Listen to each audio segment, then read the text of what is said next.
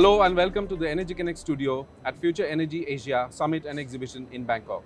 I'm delighted to have sitting next to me James Ung, the COO of Sarawak Energy.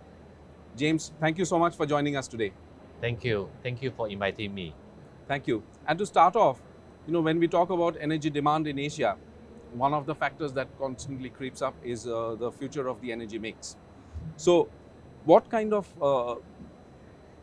future energy mix do you see in Asia, and why is renewable electricity such a crucial element in it?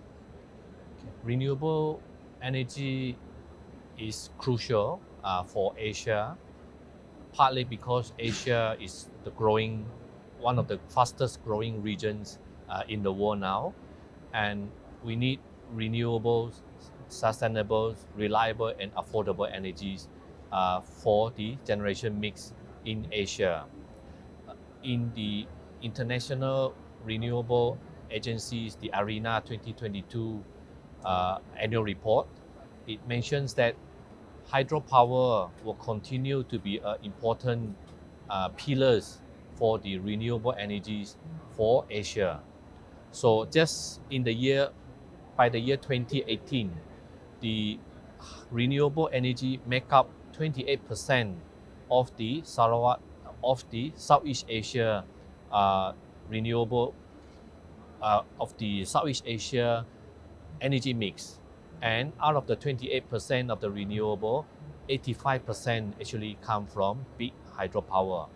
So I think with that, it is very crucial that for Sarawak Energy in particular, who we are strong in hydropower, continue to be one of the key members in driving the renewable energy agenda for Southeast Asia. And there are many other countries in Southeast Asia who are having high potential for renewable hydropower, such as Laos and Vietnam and Cambodia. That's a great point, and just taking that forward. So, how are you advancing towards your goal of becoming the renewable energy powerhouse, not just in Malaysia, but also across the region, across ASEAN economies? So I'm glad to share with you that Sarawak Energy has over the last 10 years undergone energy transitions. So 15 years ago, our generation mix was still 90% hydrocarbon and less than 10% are renewables. Today, our generation mix is 70% renewable hydropower and 30% a combination of gas and coal.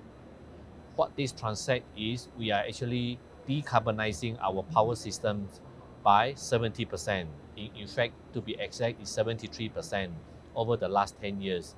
These remarkable achievements symbolize Sarawak Energy's as well as the Sarawak government in ensuring that our energy transition and the climate change challenge continue to be on the right path as far as the net zero is concerned.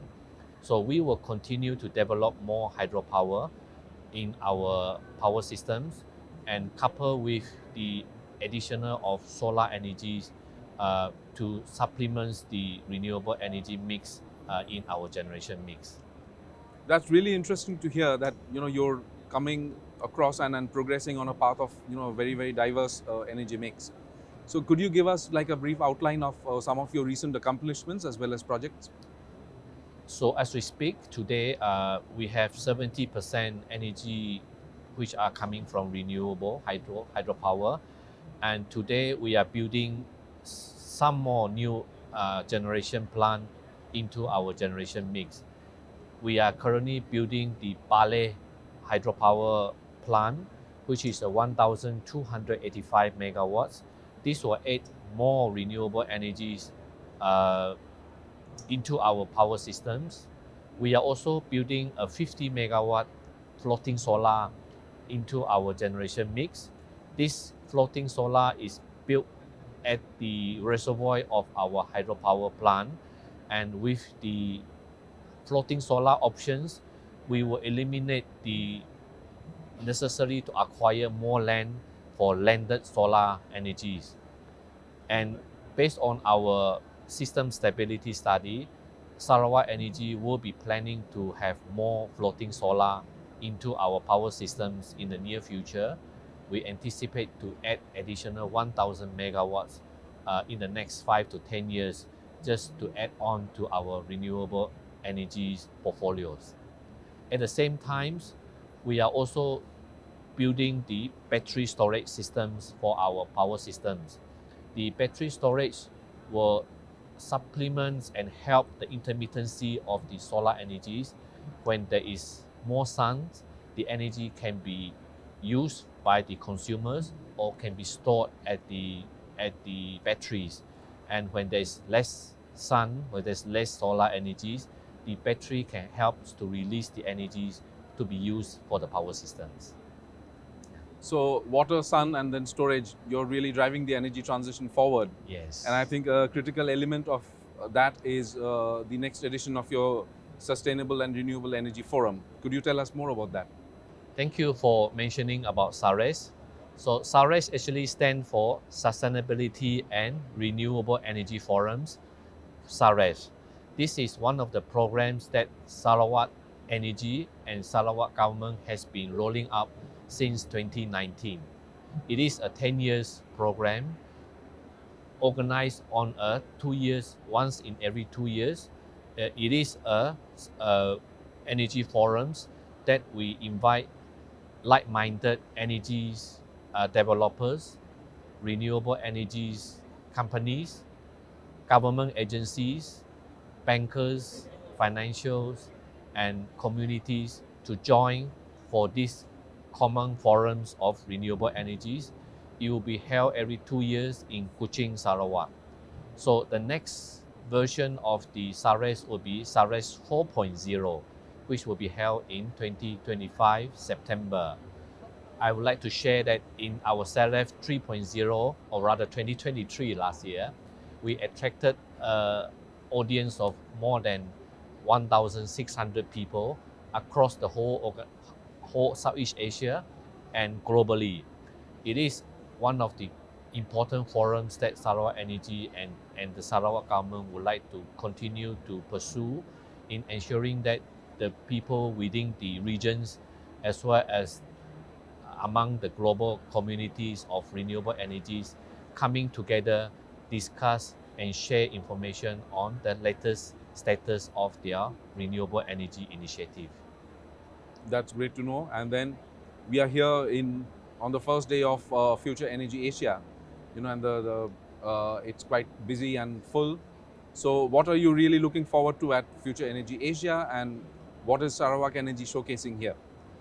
So coming here to Bangkok, attending this Future Energy Asia, it gives Sarawak Energy a good platform to first of all share our story of our renewable energies, and at the same time looking at the companies and the communities and the governments that within the Southeast Asia that are coming here in Bangkok, and we talk and we learn to each others and we share experience, and we hope that through this common goal of renewable energies that everybody, be it at the country levels, be it at the government levels, or the corporate or individuals, in having a same common goals of fighting the net zero challenges across the whole Southeast Asia. So I'm glad that I'm here meeting so many people who are having the same common goals of making sure that the renewable energy transformation is a success story for Southeast Asia as well as hopefully globally in the future. Thank you very much. Absolutely. It's such a pleasure, James, to talk to you, and thank you for joining us here in the studio. Thank you. Thank you. Bye-bye. Yeah. Thanks for watching, and I'll be back with more studio interviews from Future Energy Asia. Stay tuned.